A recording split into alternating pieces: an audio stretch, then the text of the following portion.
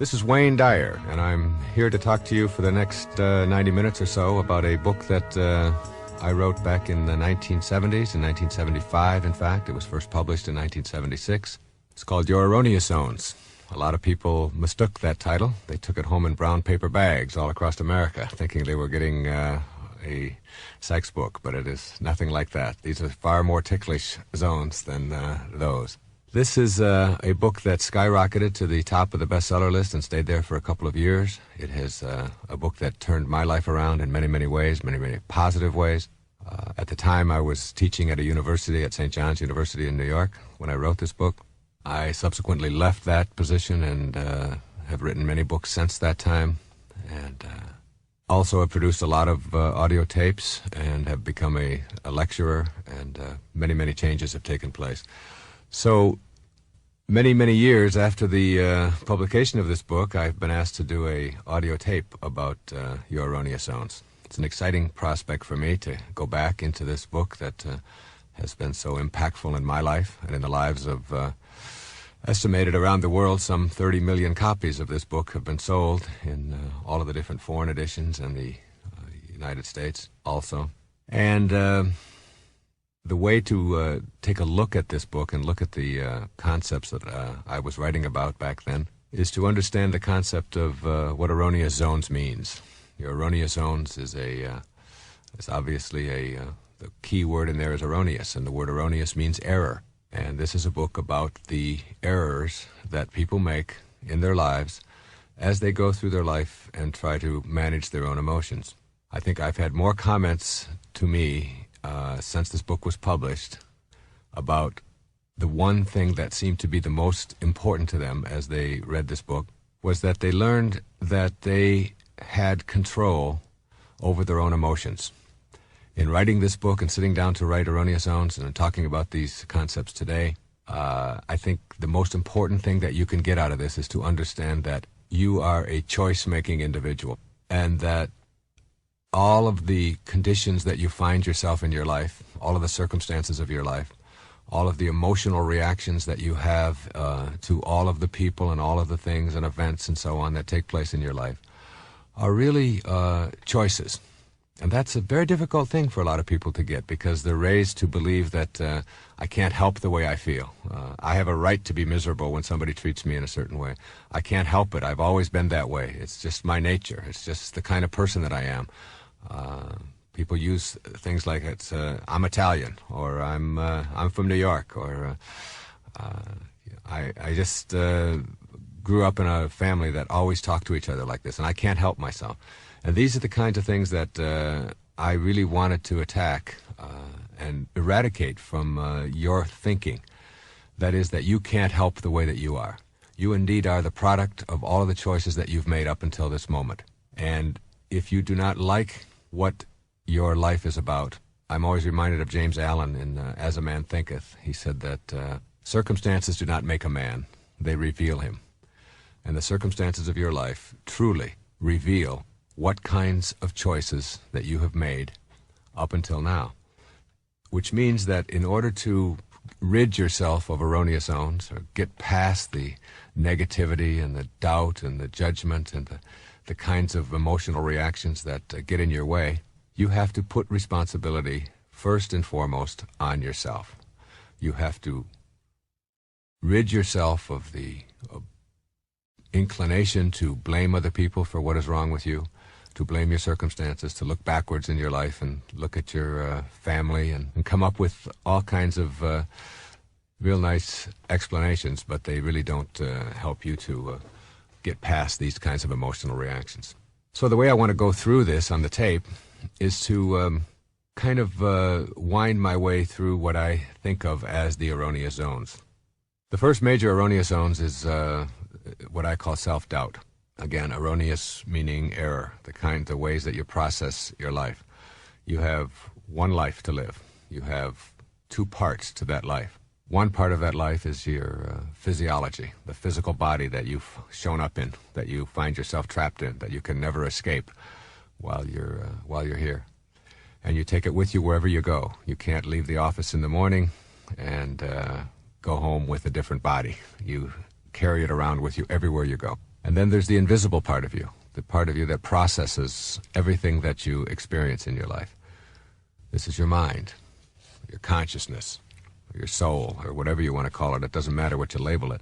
It's just understanding that how you process and perceive yourself is determined not by what other people tell you, as much as you'd like to believe that, but in fact by how you have chosen to process yourself. And what you want to learn how to do right off the bat, at the very beginning, is to understand that disliking yourself, or experiencing self-rejection, or putting yourself down, or finding fault with yourself, or looking at your body and telling yourself all the things about it that you don't like. Like you may be too tall, you might tell yourself that you're too short, you might tell yourself that you're too heavy, that you're too light, that you're any number of things, and you can go through every organ in your body. And some people do this very thing and find all kinds of reasons why they don't like this, they don't like that, they don't like the size of their legs, they don't like the size of their breasts, they don't like the way their hair is, they don't like their eyes, they don't like their ears, their nose is too big. It's an endless. And this is like a burden that you place on yourself in your life, and it's something that you want to really begin to process in a different way. And a way to process it is to say, what do I get out of this? What's the point in me disliking myself or finding fault with myself? It's the only self I have. Instead of doing that and keeping myself miserable, what I'm going to do is look in the mirror and say to myself, this is the body that I have shown up in, for whatever reason, whether it was my plan, or whether it was God's plan, whether it was my parents' plan, whether it was a conspiracy, whatever, it is still the reality. And I am going to accept the reality of what I have shown up in and see it as my curriculum to a higher place. The body that you're in, whether it's in a wheelchair, whether it's blind, whether it's deaf, whether it's tall, whether it's short or black, white, whatever it may be, it is still your curriculum. It's what you have to use to get to the highest place that you want to be in your life. So rejecting it is really rejecting your entire life curriculum. And you have to really look at the whole idea of, in our culture, it's almost, I think I have been asked the question on talk shows across America more about this particular subject than anything else. And the question is, isn't it selfish? Aren't you promoting selfishness? Aren't you telling people that they should love themselves and reject all other people and so on? And I'd like to put that to rest right here. The first thing you have to ask yourself is, what does it mean to be selfish? To be selfish is to be a burden to another human being. Whenever you find yourself a burden to somebody else, or someone else is a burden to you, that is a very selfish act. The person who dislikes himself, believe it or not, is the biggest burden to be around in the world. This is someone who is never happy, doesn't know how to make themselves happy, is using other people to try to get them to be happy, is always blaming other people for the conditions of their life. The person who has self-doubt or self-rejection doesn't know how to enjoy their life. And being around a person who doesn't enjoy their life is burdensome. The person who does love themselves, who feels good about themselves, who, if you ask the question, do you love yourself, there's not even an issue there. There's not even a question involved. It's simply, of course I do. This is me. This is all I have. Of course I love myself. Why wouldn't I? Why would I ever put myself down? It has nothing to do with being conceited or finding fault with other people or making yourself better than anybody else. It has nothing to do with that. It has to do with the simple notion that in order for me to be happy, I have to love myself. In order to be able to be free from being a burden to somebody else, I have to know how to enjoy my life. If I know how to enjoy my life, it means that I am loving the life that I'm having, and that means I'm loving the body that I'm in. I'm loving the self that I am. And therefore, you will not be a burden to anybody else. The person who loves themselves is never a burden to anyone else unless it's conceit. And conceit is just another form of trying to get other people to pay more attention to you. But if it's just authentic self-acceptance, then it is the most important thing that you can do. And in raising children, nothing is more important in the whole educational environment than self-concept, self-esteem. This is what we're trying to teach all the time to young people, is feel good about yourself. Treat yourself, cherish yourself as a valuable, important, significant grand, divine creature, as someone who is unique and special in all the world, and feel that way about yourself wherever you go and carry yourself that way. Because the minute that you start practicing self-rejection, and self-rejection shows its ugly head in a lot of ways. You can reject compliments that are directed at you. Oh, this old thing, I'm really not very smart. I'm just real lucky, I guess. I mean, it's that whole kind of condescending, always putting yourself down. Someone says, gee, you look really nice today. No, I don't really look nice. This is just a facade. This isn't the real me. You can make up excuses for why you look nice. It's my hairdresser. She does it for me. Or it's the wardrobe. Or it's the color that I'm wearing. It isn't really me. You can give credit to other people all the time and not take credit for yourself.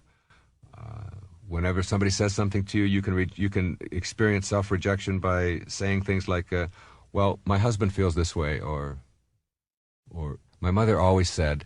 In other words, putting the emphasis for your life on other people and other events and other things in your life. You can always be verifying your opinions for other people. Like if someone says something to you, your response can be, well, isn't that right, George? George, tell him that this is what I mean. That's a form of self-rejection. You might be in a restaurant and refuse to order something that you want because you don't think that you're worth it. So you look for the cheapest thing on the menu. A very typical kind of self-rejecting kind of attitude. You cannot buy yourself something, even though you might have the money, because you don't think that you're worth it. I've seen many times on airplanes where someone will refuse to have a little glass of wine with their meal because they don't feel that they should spend $3 on themselves. So they put themselves and they put the $3 away and don't feel that they are important enough to have that. You can avoid indulgences and doing nice things for yourself, not because of finances here, but because you just don't feel that it's worth it. You certainly shouldn't have flowers around. I mean, you're not important enough to have flowers. Other people get flowers, but certainly not you. Anyway, these kinds of self-rejection attitudes start out very young in your life, and in fact, you may have been carrying them around for an entire lifetime. It isn't to say that that they didn't happen to you and haven't been going on in your life since you were a little boy or a little girl, but the fact is that you have to still understand that life is a choice, and that if you want to improve your self-esteem and you want to improve your life, it starts with saying to yourself, I have been buying into this all of my life. As a little boy or a little girl, it wasn't my mother who did it to me. I believed it. I bought into it. They tried to convince me that I wasn't that important, and I accepted it. And now I'm an adult, and I am still buying into it. I'm still accepting it, and I'm still carrying over all of this leftover baggage from perhaps other people making this effort. So you have to say to yourself, they didn't do it to me. I allowed it to happen, and I am no longer willing to allow myself to be immobilized by the rejection that other people or other events or other institutions or whatever it may be may have attempted to impose on me.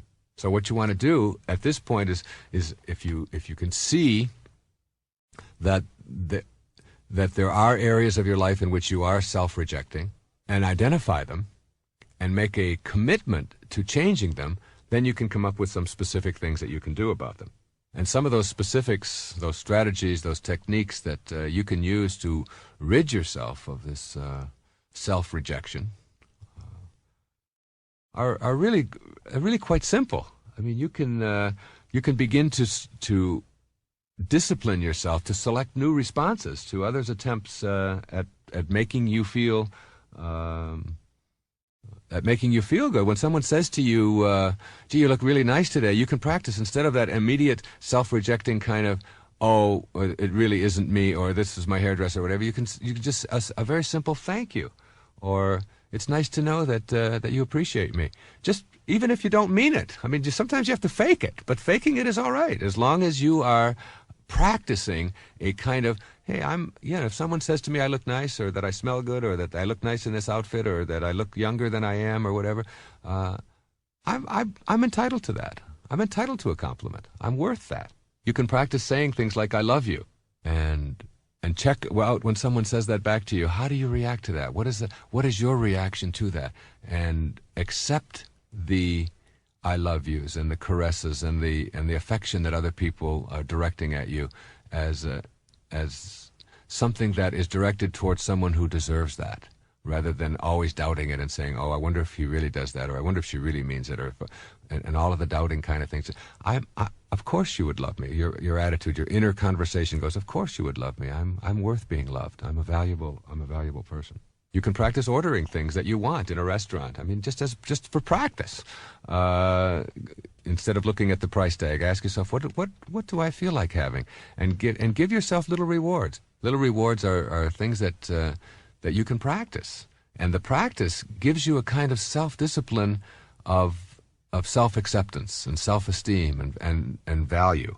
You indulge yourself with something that's really nice just for you. No one else has to know about it. Why? Because you're worth it, because you're important, because you're significant. You've got to look at things like jealousy. Jealousy is really a put-down of yourself, making another person's opinion of you more important than your opinion of yourself. You want to really watch out for that. If you find yourself extremely jealous of somebody else, you can ask yourself, what does this say about myself? As a matter of fact, you can take every single erroneous zone or every single negative behavior in your life and ask the question, when I'm experiencing this emotionally, what does this say about how I feel about myself? Why would I allow myself to go through this kind of agony, this kind of hurt, this kind of pain, and bring it home to I am no longer going to treat myself as a shabby person who isn't entitled to feel good or to feel positive about himself. I'm not going to do that any longer. And when I'm experiencing anger or guilt or worry or fear or any of the kinds of things that I call erroneous zones, you start with, why am I allowing myself to be in this state of immobilization? Don't I think I'm valuable enough to be beyond that? You are entitled to be happy. You are deserving of happiness. And there is no way to happiness. Happiness is the way. It is a way of living. The next erroneous zone that I want to talk about briefly is something that comes right after self-doubt as the most significant and painful of the emotional immobilizations that come from the way we process our life. Approval seeking, looking for your value in the approval of others, making other people's opinions more important than your own opinion of yourself, which is exactly what you do every single time you find yourself upset, immobilized, depressed, out of sorts, even unhappy with the way someone else has treated you or behaved towards you. And if you are experiencing an inner kind of discontent as a result of what somebody else has said or done, what you're really saying in that moment is, what that person thinks of me is more important than what I think of myself. And that's the big shift that you want to make. You want to be able to say to yourself, they have an opinion, and their opinion is something that they're very much entitled to. Even their opinion about me is something that they're entitled to. But it doesn't say who I am, and it doesn't validate who I am. Who I am is how I choose to process my life. And if there are certain people in it who do not like what I'm doing, or who find fault with what I'm doing, or who disagree with what I'm doing, or are really even unhappy with what I'm doing, that is normal and in the way of things. One of the great things that you learn when you are involved in political elections is that a landslide, like in the 1972 election, I believe it was George McGovern against Nixon, and it was considered the greatest political landslide in American history. And a lot of people don't realize that about 47% of the people in this country voted for George McGovern for president. In politics, if you get half of the people plus 3% on your side, you got a landslide. So why would you expect everyone that's out there in the world to agree with and understand and behave in ways towards you that are commensurate with what you believe about yourself? If you get half the people, plus a couple, in any given day, to agree with you and to like you and to approve of you, you got a landslide going. You're doing terrific. So when you start learning how to eradicate this approval-seeking disease, the first thing that you do is say that I do not expect people to approve of me. I do not expect them to agree with me. Now, you've been raised on approval-seeking. You've been raised by going through your schools to please the teacher.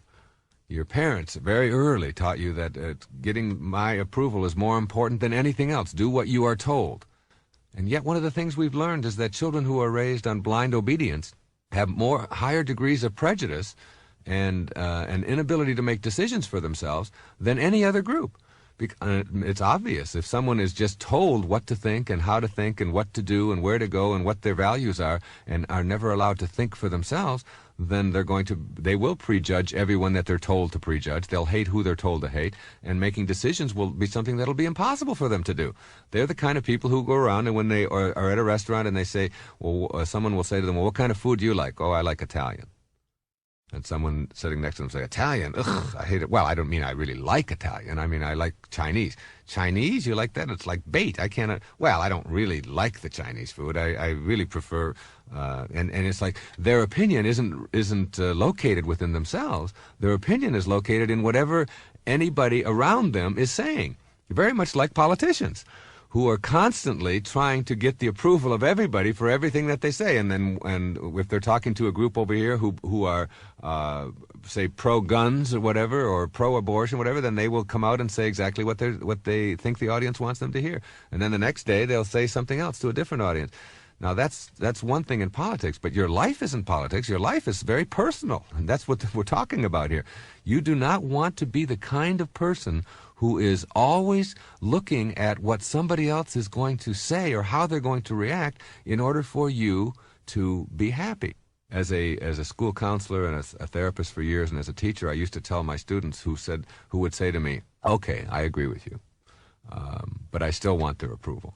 I would always say to them, look, I want approval too. I mean, I go out in front of an audience, and when I finish, they give me a standing ovation. I'm really happy. That makes me feel very, very good. I love approval. I want approval. I enjoy approval. But I don't need approval. A need is something that you can't survive without. I need oxygen. I will admit to that. And I need sleep, and I need to be held and loved, and I need, there's a whole lot of needs that I have. Most of them are in the physiological area, and many of them are in the psychological as well. But approval is not one of them. If you need approval, what that means is that you become immobilized without it.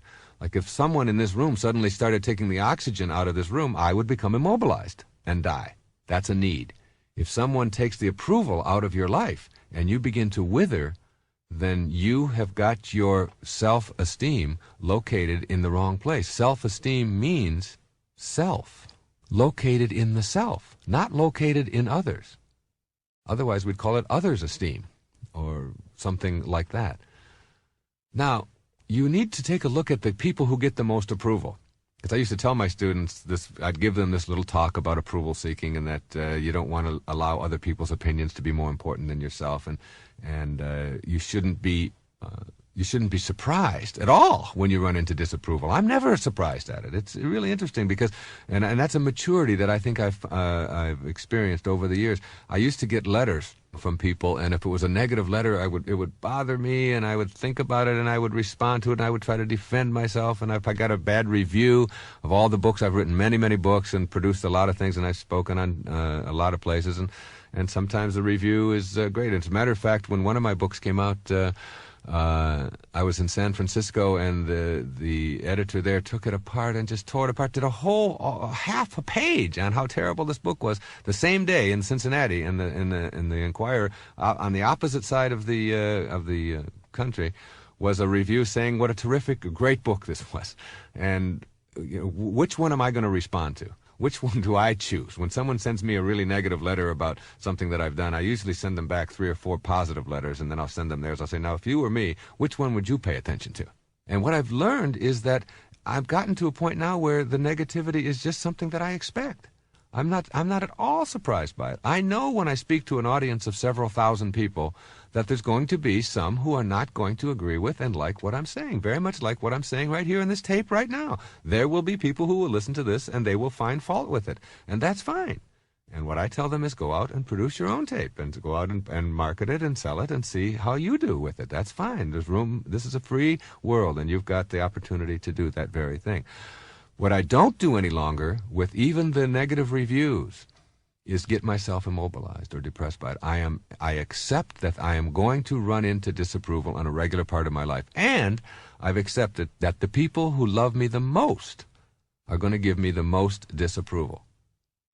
Your parents, your brothers and sisters, your husband, your wife, your siblings, which is the same as your brothers and sisters, isn't it? Your coworker, people who care about you are going to sometimes disapprove, and sometimes they're not going to disapprove. My wife and I don't agree on about 50% of the things that we do in our lives. She has a certain way of running things. I have a certain way of running things. But I don't let her disapproval immobilize me, and she doesn't let my disapproval immobilize her. We've gotten to the point where we understand that we are different, that she's unique and that I'm unique, and that we're entitled to that.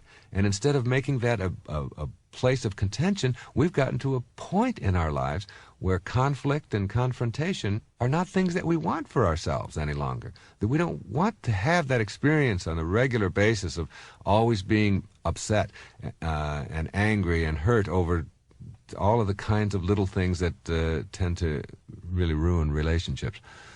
So rather than have that conflict and that confrontation and that pain and the anguish and all of that goes with that, what you do is you shift that and you say, you know, you don't agree with me and I understand that, and that's fine. And if I don't need to have her agree with me, if I don't need her approval, if I want it but I don't get it, that's fine. But if I need it and don't get it, then I'm going to get angry and I'm going to blow up and I'm going to have this.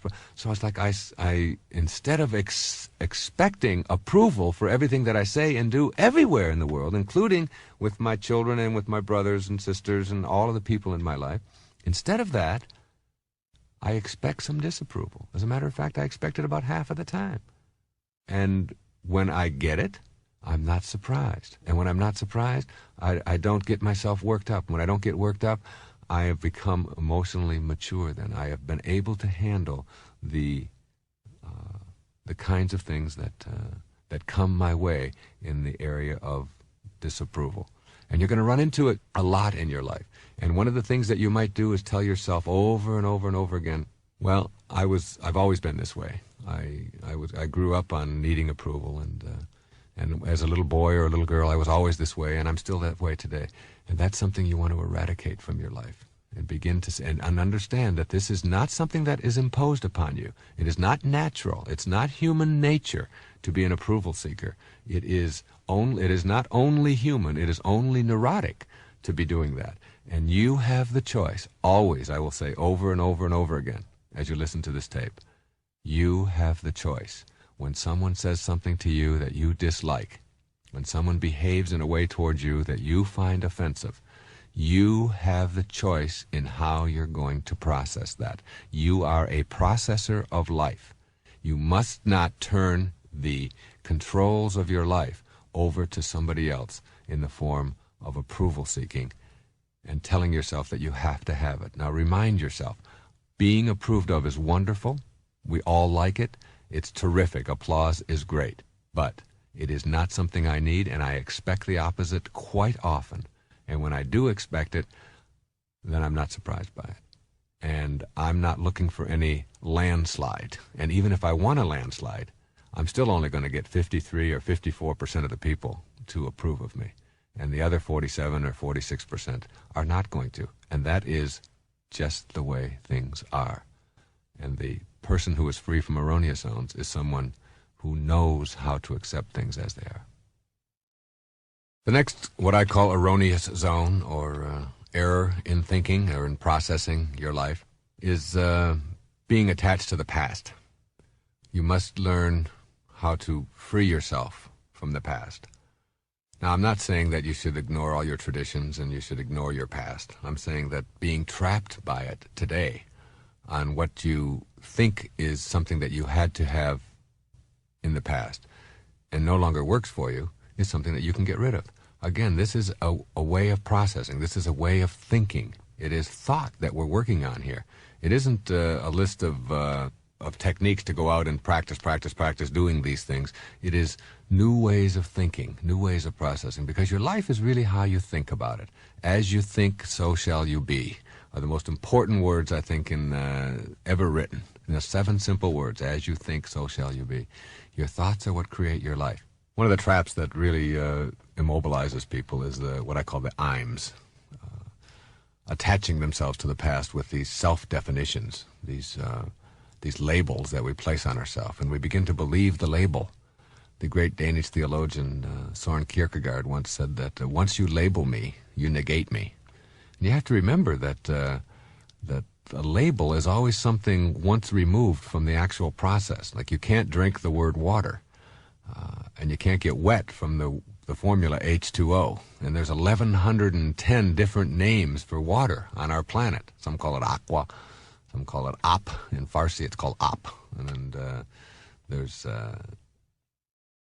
Wasser, and you name it, in 1,110 different dialects and so on. There's all these words. And yet that label is not what it is. The only way you can know water is to experience it, to get in it, to drink it, to be involved in it, and there's the experience of it. And the same thing is true with these I'ms. When you put a label on yourself like I'm no good at math, or I'm lousy at spelling, or I'm deficient at languages or whatever, you've just put, I'm a slow learner. You've put a label on yourself. Now that isn't who you are. Who you are is how you think. What you think about is what expands in the world, and you are what you think about all day long. It is your thoughts that create your very life, and all of these definitions that you place on yourself are just things that keep you from being able to go out and do something about improving the quality of your life. Like if you put I call it the I'm circle. If you say something like, I'm shy, I've always been that way. That's my nature. It's just the kind of person I am. I can't help it. I've always been that way. And you hear these sentences over and over and over again. If you believe that, if that becomes who you are, if that label becomes your reality, then you're acting on that, the way of processing who you are. And if you say to yourself, I'm shy, and then you see yourself at a gathering, a social gathering, and you see a group of attractive people, then you'd like to go over and talk to them. And you say, I think I'll go over and talk to those people. You say, and then you start over there, and you're on your way over, and then you say, oh, wait, I can't do that. Why not? Well, because I'm shy. And there you go into this trap. You get yourself into this circle of neurosis in which you can never escape, because you are living by the label. As soon as you put the label on yourself, you are no longer willing to do what it takes to overcome this thing that you have imposed upon yourself.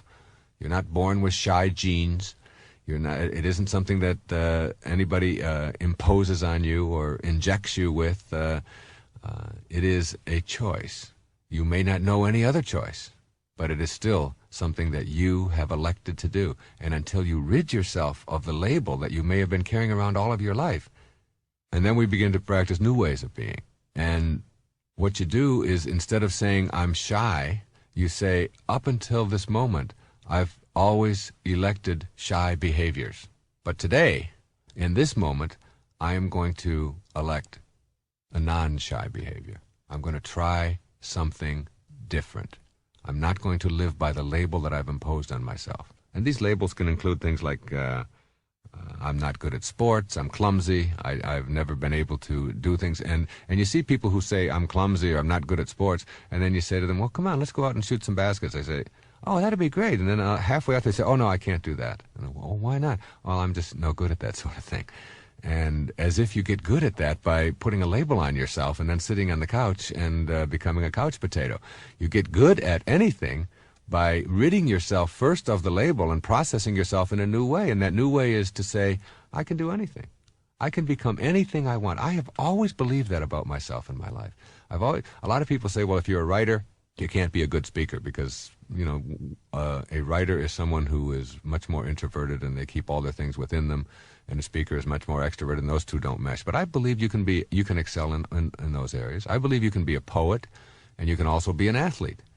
And you can be very, very good at athletics and enjoy that as a very much a part of your life. And you can also be very gentle, and you can enjoy flowers, and you can enjoy little children, and you can also enjoy a boxing match, and you can enjoy sweating, and you can enjoy putting on a tuxedo. Your life can be whatever you choose it, but you first have to rid yourself of these self-defeating I'ms. I'm shy, I'm clumsy, I'm unattractive, I'm ugly, I'm big-boned. I love that one. I'm not organized. You know, people just say things like this as if this is why their life is in disarray.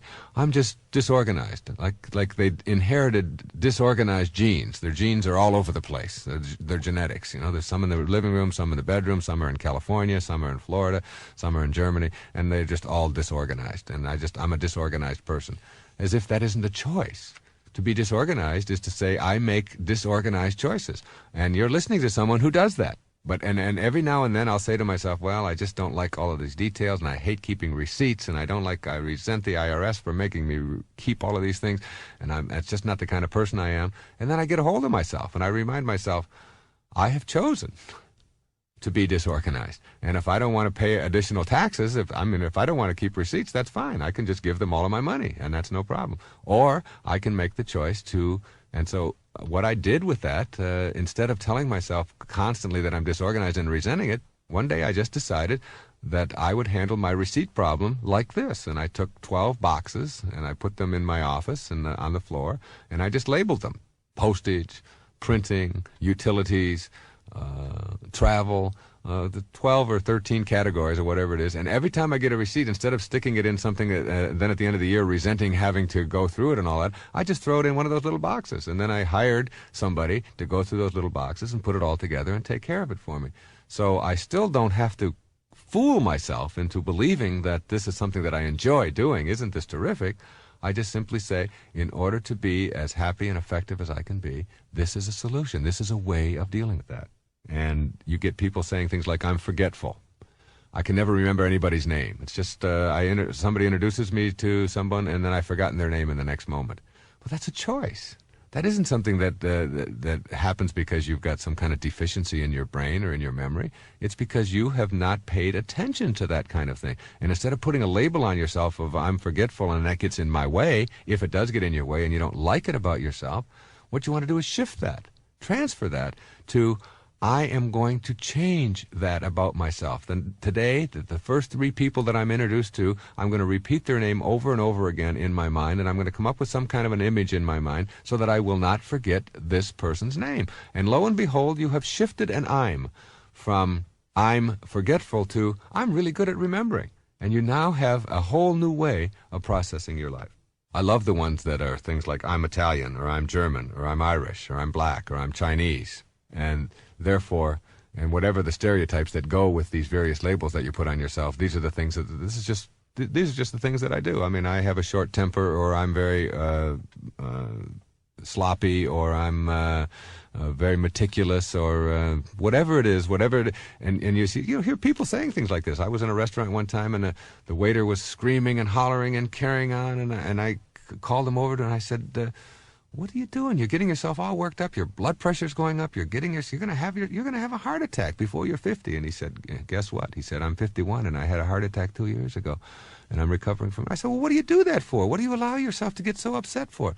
He said, what do you expect from me? I'm Italian. As if being Italian explained. Then he walked away as if that was an explanation for all of that. Like he couldn't do anything about that. Everybody in my family's like that. We're all this the way and that. Well, you can be any way that you want to be. That's the most important thing that you can learn from this tape and from reading Erroneous Zones. And that is that you can choose the kind of personality you are going to have. It is not something you're stuck with. It's not something that you just have to have, even though you may have never elected anything to the contrary. You can go out. My wife went out and decided that she was going to get good at something athletic, and she had never done anything very much athletic before in her life, and she took up bowling, and she went out, and you should see her now. She's unbelievable. And a year ago, she couldn't even lift the ball. She didn't even know where to put her fingers, and she's putting her thumb in the finger hole and throwing it the wrong way and dropping. And now she goes out there, and she's unbelievable. She made the choice. She got rid of the self-definition, I'm not good at athletics. And I've seen people do this in many, many areas of their life. I've heard people say over and over again, I'm no good at drawing, I'm not artistic, or I'm not musical. And then they stay away from that for their entire life. And that's what I'm saying. You have to break free from the attachment to the past. You may have been in a music class, as I was. I was in the 6th grade, and we had my music teacher's name was Mrs. Slyman. I still remember it. And the whole class had to sing, and she said to me, Wayne, when we get to the part where everybody sings, you just mouth the words, because we don't want to hear your voice. It's that bad. And since that time, I mean, that was in the 6th grade. We're talking 40 years ago. I'm still hanging on in some ways to that belief that I'm not very musical. And the way that I've challenged that in recent years is when I'll be speaking in front of thousands of people, I will break out into song. I will sing to them. I was on the Dinah Shore show, and she asked me, I told her that story, and she asked me, she said, come on out and sing. And I went out and sang this Row, Row, Row Your Boat. And when I finished the whole thing, she said, Wayne, you are the most positive person I've ever met, and you positively cannot sing. But it didn't matter. The fact is that I wasn't looking for anybody else's approval, any of that. What I'm saying to you is that if you hang on to that, if you're attached to the belief that you can't do something because you've always been told that, or because you're just like your father, or you inherited that from your mother. You hear families saying this over and over again. Oh, he got that from his grandfather, and oh, he got this from his great-grandmother, and all of that. That's nonsense. You are what you choose to be, not what you inherit. And you've got to know in your soul that you have the capacity to be anything that you want, that you are a purposeful, divine creature, and that you can create anything you want for yourself in your life. And the first thing you have to do is get rid of all of those self-defeating I'ms. I'm old. I'm tired. I can't help it. I always tell people, look, don't let an old person move into your body. It's your body. You can do anything you want with it. And if you start walking slow, and if you start stooping yourself over, and you start minimizing your energy levels, and sitting around a lot and feeling sorry for yourself, and watching the world go by, before long, you're going to be immobilized throughout your entire life. Don't let that old person move in. Keep yourself young and vibrant, not youthful necessarily. I mean, be grateful for whatever age that you are, but don't take on those habits that are going to keep you from being able to do anything you want. There's no age out there. I mean, I watched Norman Vincent Peale get up in front of an audience, and he's in his mid-90s, and he's got more energy than some people I know in their 20s and 30s. And it's an attitude. It's a belief. This is a man who was one of the pioneers of the positive thinking movement. And his whole life has been a testament to that. And I've seen it over and over again, and I also see people who are exactly the opposite. You don't have to be... Tiredness is a choice. Fatigue is a choice. You don't get tired when you have something pleasant to do. Your life is working when you're inspired. And being inspired means to think inspirational thoughts about yourself.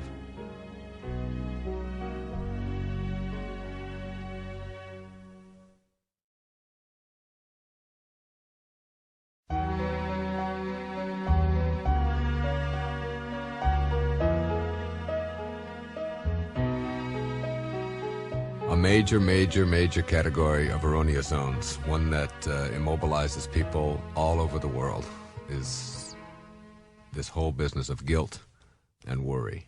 I'm guilty. Let's start with guilt. People use guilt all the time. It's amazing. It doesn't matter where you go.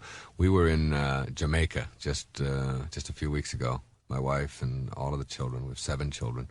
And we were going through the various markets, and there was this older woman there who had one tooth, and she didn't look like she was very healthy, and we sort of walked past her tent and didn't walk in. And the woman said, come into my tent, come into my tent. And we just sort of kept walking because there's 100 tents there. Finally, she started yelling at us, nobody likes me. Nobody wants to come into my tent. You don't like me at all. Nobody likes me. My children don't like me. Nobody. Sure enough, my wife turned around and said, maybe we should go in that tent. Guilt is very effective at getting people to conform and to do what you want them to do. What is guilt? Guilt is the immobilization that comes from living in the past. It is about, you can't be guilty about things that you're going to do. Your guilt is about things in the past. And let's distinguish right here that there's something called learning from the past, which is very valuable and very important, and there's nothing in the world wrong with it. You do something, you behave towards someone in a way that you don't like, you've done something that is inappropriate, you've made a mistake, you've dropped the ball in some way, and what you say to yourself, instead of, oh, I'm so terrible and I'm so awful and I'm just such a bad person, which is instantly putting a label on yourself and immobilizing you and keeping you from growing and learning from it, what you can say instead is, I am going to work even harder in this day at not behaving in those ways. And these are the things that I'm going to do. But most people don't do that. Instead, they accept guilt. And the guilt that they accept is, I am not worthy. And this is the reason that they adopt this kind of a strategy, is because they've been taught this since the time that they were little boys and little girls. We get children to do things by making them feel guilty. You know, oh, all right, you don't have to carry the chairs upstairs. I'll carry them with my bad back. You just sit there and enjoy yourself. Why, I'll carry all of these card table chairs on my back, and it doesn't matter. Don't worry about me. I'm just your mother. And if I fall down, and it's like instantly you're up, and you got this whole vision of her falling down the stairs and card table chairs all over her and so on, and it works. And the schools use it, and the churches use it. They're famous for it, and parents use it, and businesses use it, institutions use it. And you see people susceptible to it all the time. You can get somebody to tip a little more by just giving them a look to make them feel guilty. You can literally make anybody do anything that you want through guilt. And guilt is a trap, and it's a useless emotion, because being immobilized now about something that has already happened is, when you think about it, a pretty silly and wasteful thing to do. The now is here. Everything that happened in your life happened. You can never should have done it, you can never would have done it, you can never could have done it any differently than it happened. And knowing that all of the things that you've done in your life are over, then if they're over in the physical reality, then in your mind is the only place that you have anything left over, since the physical reality is just now. Now is all there is and all there ever is. It's the working unit of your life. So everything that has transpired in the past, since it's over, the only thing that's left over is how you're choosing to process it. If you process it in a way that makes you feel guilty, then that will immobilize you. That will make your life unhappy. That will keep you from being fulfilled in the present moments of your life.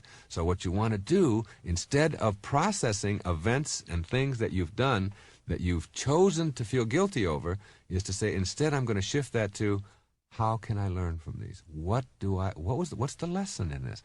What did I have to learn? I have a belief that life gives exams. And if you don't pass the exams, you just keep repeating them over and over and over again.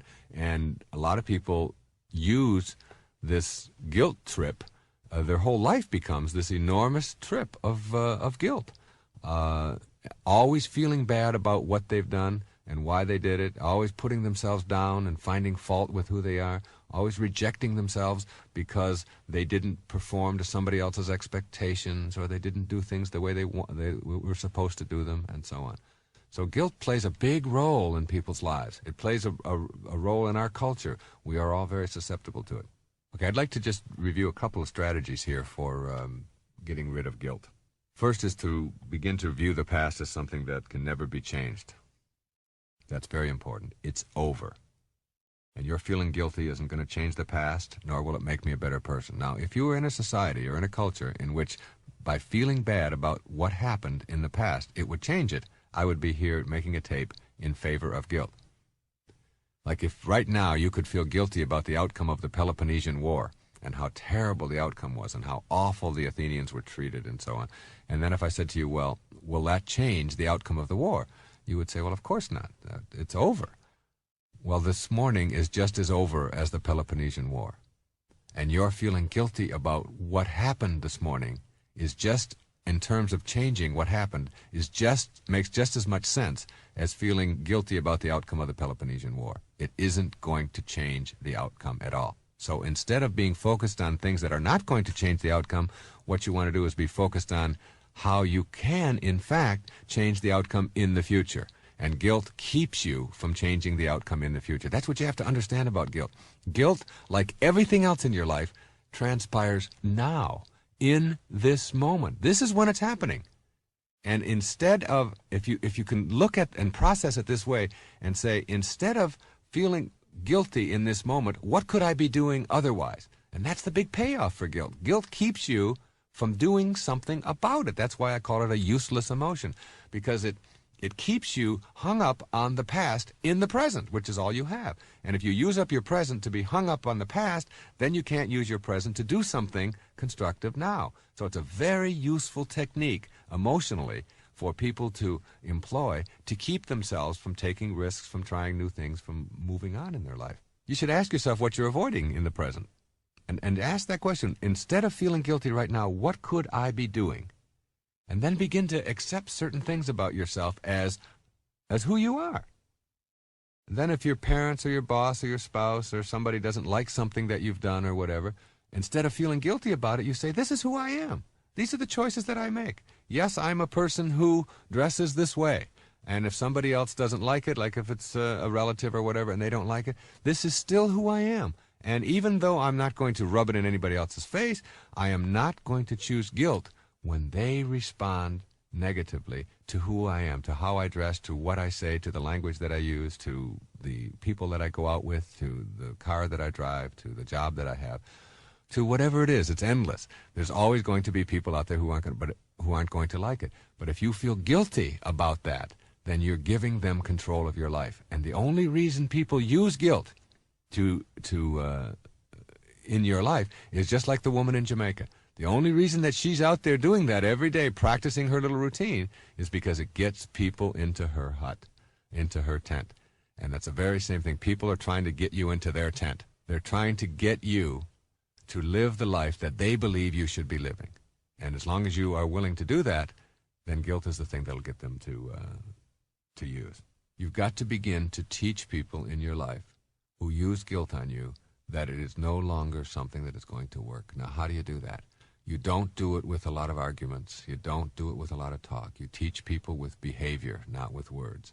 What you are speaks so loud, I can't hear what you say.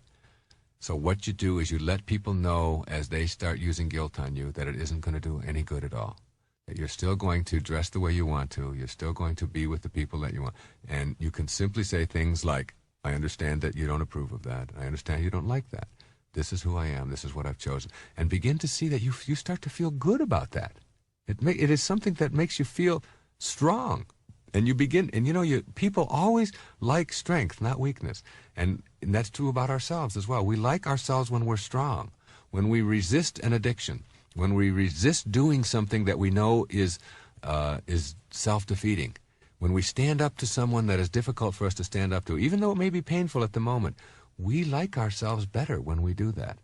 And that's what you have to do. You have to teach people who use guilt on you that it no longer applies in your life. Now, the opposite of these useless emotions is worry. And the reason I say opposite is because worry is using up the present moment to be immobilized about something that's going to happen. You don't worry about the past. You feel guilty about the past. Guilt is about the past in the present. Worry is about the future in the present. Remember, everything is experienced now, in the present moment. And again, the payoff for worry is, what could I be doing in this moment if I weren't worrying? And then you say, well, my worry is keeping me from doing these things, taking this action, changing this behavior, moving on in a new direction, getting out of that relationship, whatever. Now, people worry about everything. People worry about their health. People worry about their children. They worry about dying. They worry about their job and the economy and having a heart attack and security and everybody else's happiness. And am I doing the right thing? And the prices and whether the economy is going to collapse, and accidents, and what if I have one, and what do other people think about me, and my weight, and my money, and my car breaking down, and my bills, and my parents maybe getting sick, or getting into heaven, or what if there's no God, or the weather, or getting old, or flying, or my daughter's virginity, or talking in front of groups, or going into the city. And even the most neurotic of all is worrying about having nothing to worry about, which I've had people do. I don't have anything to worry about, but then that's what worries me, because I just know that when I don't have anything to worry about, then something's going to go bad, and there they go off again. Now, here's the greatest piece of advice that any human being could ever receive.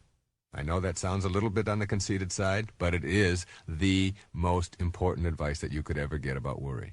Listen carefully. It makes no sense to worry about the things that you have no control over, because if you have no control over them, it makes no sense to worry about them, right? If you have no control over something, getting older or dying or getting into heaven or whatever it may be, then worrying about it isn't going to do you any good. So it makes no sense to worry about the things you have no control over, because if you have no control over them, it makes no sense to worry about them. And it makes no sense to worry about the things that you do have control over, because if you've got control over them, it makes no sense to worry about them. And there goes everything you could ever worry about in your life. If you don't have control, you relax and you flow and you let it go. You just let it go. Worrying about something you have no control over makes absolutely no sense. And if you do have control over it, then take control. Whatever it is that you want to do, if you're afraid of flying in an airplane, you have control over that. There are trains available, there are cars available, there are courses and ways to go about learning how to eliminate your fear of flying, and so on. So you can either do something about it, or you can choose not to do something about it. And either way, it isn't going to make any difference in your life if you choose to worry. It just doesn't help anything. So once you learn that, you can begin to assess this whole business of why you would choose guilt or worry in your life. And again, you look back over and over and over again at it, and you dissect it, and you tear it all apart, and you go to your analyst, and you spend 1,000 years in therapy, and you find out that everything that you experience in your life, you experience in the present moment, the working unit of your life, and you experience it in the now for a reason. If you choose guilt, or if you choose worry, you cannot be active and creative and fulfilled and changing and doing all kinds of good and exciting things for yourself in your life now if you are occupying your now with worry and guilt. And if you think that worry is something that you just inherited, or it's something that your parents passed on to you, and it's something that you just can't do anything about, begin to practice. Do things like I always tell people, just worry. Just sit there. I used to tell my patients over and over again, just sit there and worry. Show me what you're doing when you're worrying.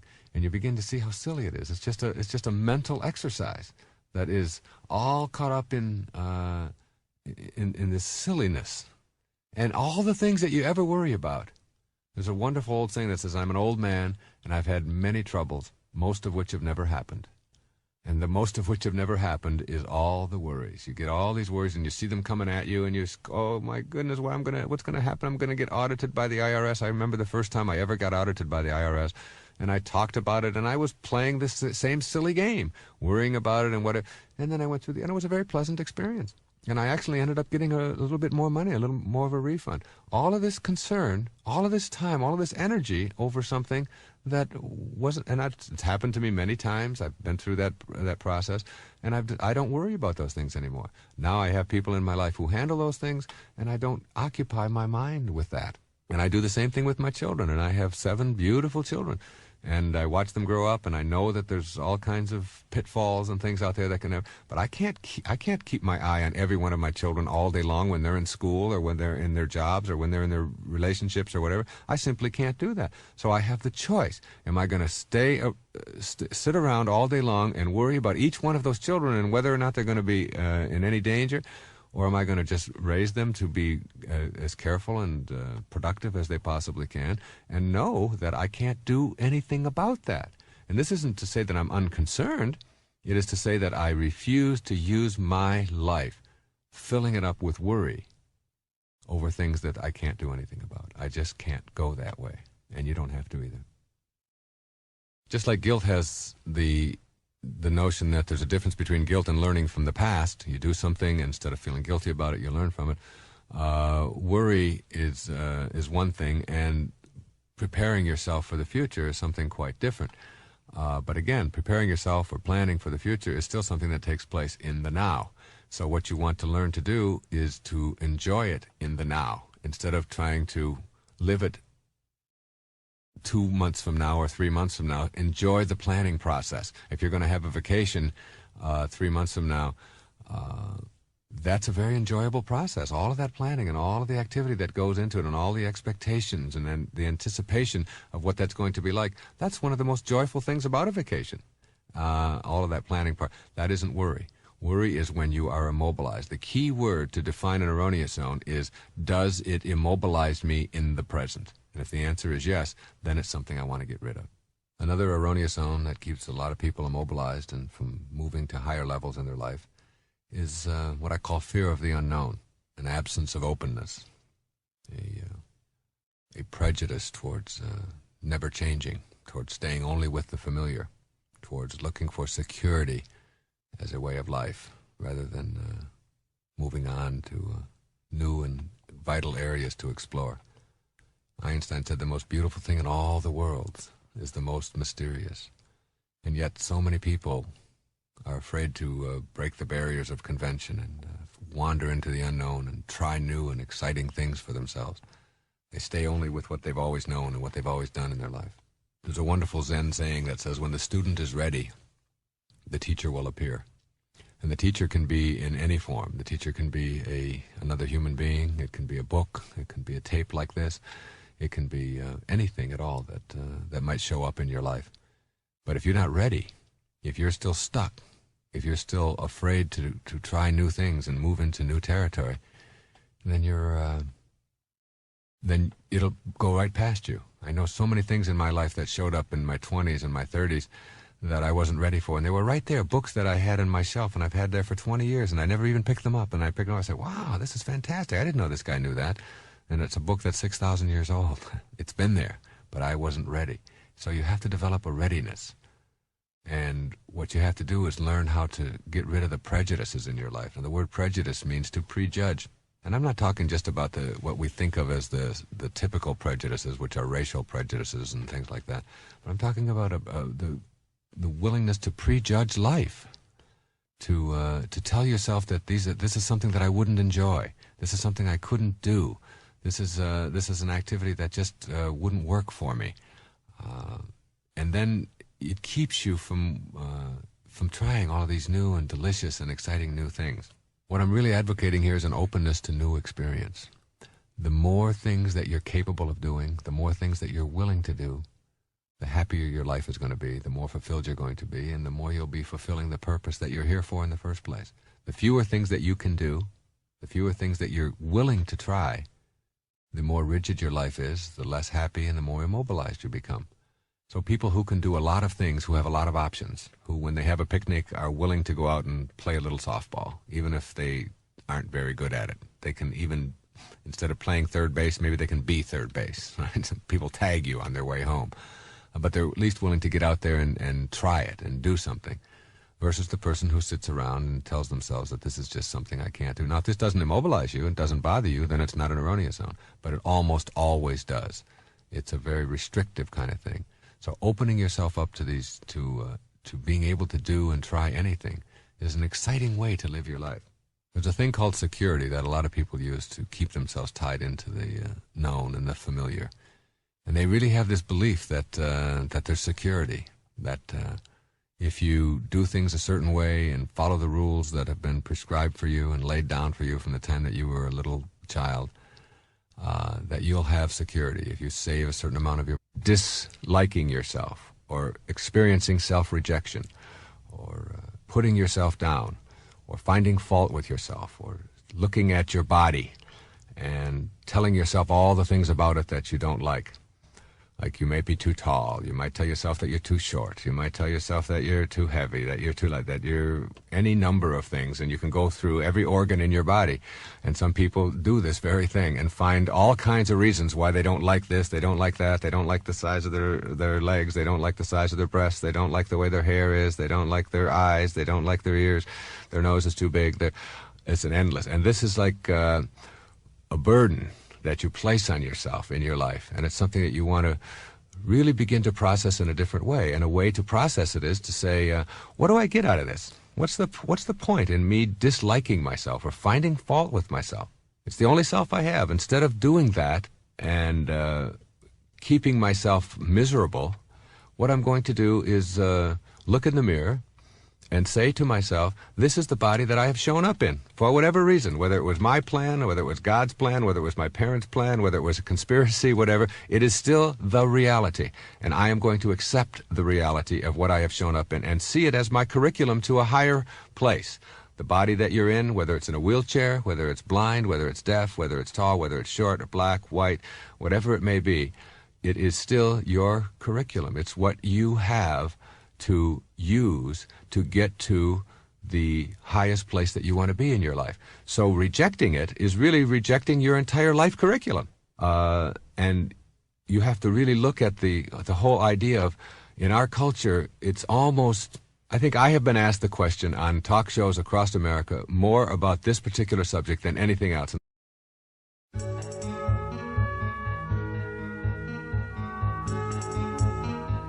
This is Wayne Dyer, and I'm here to talk to you for the next 90 minutes or so about a book that I wrote back in the 1970s, in 1975, in fact. It was first published in 1976.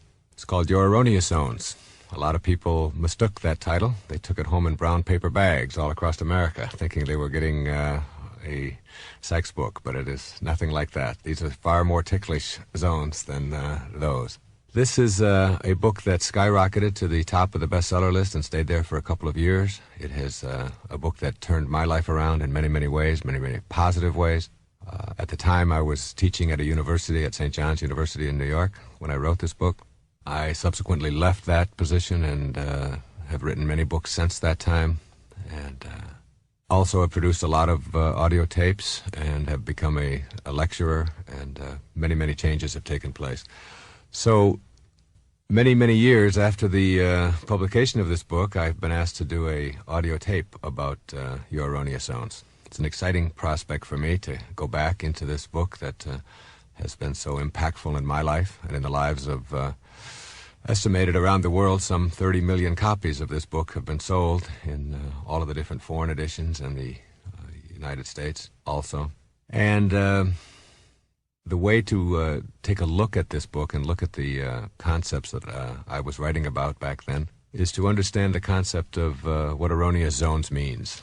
Your erroneous zones is obviously the key word in there is erroneous, and the word erroneous means error. And this is a book about the errors that people make in their lives as they go through their life and try to manage. And the question is, isn't it selfish? Aren't you promoting selfishness? Aren't you telling people that they should love themselves and reject all other people and so on? And I'd like to put that to rest right here.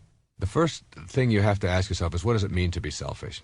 To be selfish is to be a burden to another human being. Whenever you find yourself a burden to somebody else or someone else is a burden to you, that is a very selfish act. The person who dislikes himself, believe it or not, is the biggest burden to be around in the world. This is someone who is never happy, doesn't know how to make themselves happy, is using other people to try to get them to be happy, is always blaming other people for the conditions of their life. The person who has self-doubt or self-rejection doesn't know how to enjoy their life. And being around a person who doesn't enjoy their life is burdensome. The person who does love themselves, who feels good about themselves, who, if you ask the question, do you love yourself, there's not even an issue there. There's not even a question involved. It's simply, of course I do. This is me. This is all I have. Of course I love myself. Why wouldn't I? Why would I ever put myself down? It has nothing to do with being conceited or finding fault with other people or making yourself better than anybody else. It has nothing to do with that. It has to do with the simple notion that in order for me to be happy, I have to love myself. In order to be able to be free from being a burden to somebody else, I have to know how to enjoy my life. If I know how to enjoy my life, it means that I am loving the life that I'm having, and that means I'm loving the body that I'm in. I'm loving the self that I am. And therefore, you will not be a burden to anybody else. The person who loves themselves is never a burden to anyone else unless it's conceit and negativity and the doubt and the judgment and the kinds of emotional reactions that get in your way. you have to put responsibility first and foremost on yourself. You have to rid yourself of the inclination to blame other people for what is wrong with you, to blame your circumstances, to look backwards in your life and look at your family and come up with all kinds of real nice explanations, but they really don't help you to get past these kinds of emotional reactions. So the way I want to go through this on the tape is to kind of wind my way through what I think of as the erroneous zones. The first major erroneous zones is what I call self-doubt. Again, erroneous meaning error, the ways that you process your life. You have one life to live. You have two parts to that life. One part of that life is your physiology, the physical body that you've shown up in, that you find yourself trapped in, that you can never escape while you're here. And you take it with you wherever you go. You can't leave the office in the morning and go home with a different body. You carry it around with you everywhere you go. And then there's the invisible part of you, the part of you that processes everything that you experience in your life. This is your mind, your consciousness, your soul, or whatever you want to call it. It doesn't matter what you label it. It's just understanding that how you process and perceive yourself is determined not by what other people tell you, as much as you'd like to believe that, but in fact by how you have chosen to process yourself. And what you want to learn how to do right off the bat, at the very beginning, is to understand that their own emotions. I think I've had more comments to me since this book was published about the one thing that seemed to be the most important to them as they read this book was that they learned that they had control over their own emotions. In writing this book and sitting down to write Erroneous Zones and talking about these concepts today, I think the most important thing that you can get out of this is to understand that you are a choice-making individual, and that all of the conditions that you find yourself in your life, all of the circumstances of your life, all of the emotional reactions that you have to all of the people and all of the things and events and so on that take place in your life are really choices. And that's a very difficult thing for a lot of people to get, because they're raised to believe that I can't help the way I feel. I have a right to be miserable when somebody treats me in a certain way. I can't help it. I've always been that way. It's just my nature. It's just the kind of person that I am. People use things like I'm Italian, or I'm from New York, or I just grew up in a family that always talked to each other like this, and I can't help myself. And these are the kinds of things that I really wanted to attack and eradicate from your thinking. That is, that you can't help the way that you are. You indeed are the product of all of the choices that you've made up until this moment. And if you do not like what your life is about, I'm always reminded of James Allen in As a Man Thinketh. He said that circumstances do not make a man, they reveal him. And the circumstances of your life truly reveal what kinds of choices that you have made up until now.